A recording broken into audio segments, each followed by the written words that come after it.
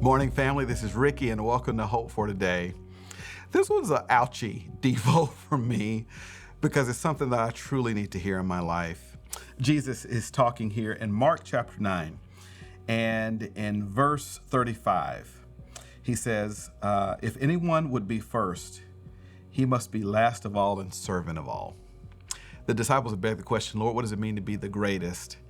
And Jesus basically shocks them and says that the gospel works completely the opposite of how culture works. That if you want to be first in God's eyes, make yourself last in others' eyes.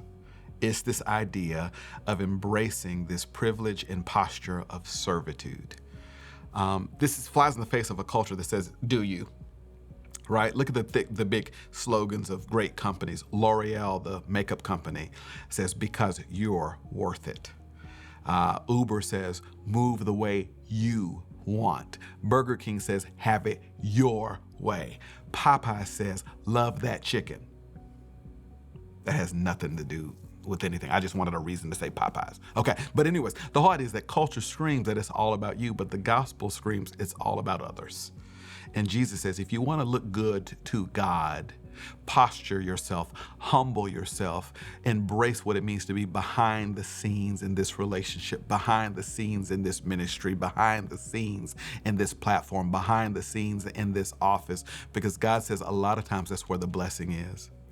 Too often our culture is just shooting for front and center on the stage. Everyone look at me, everyone listen to me. And to be sure, that is a part of what we get to do for Christ.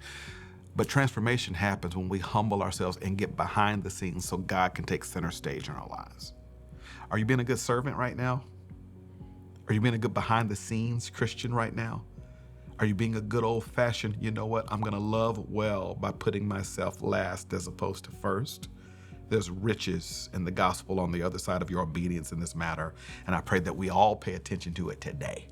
And that's Hope for Today. I'll see you next time.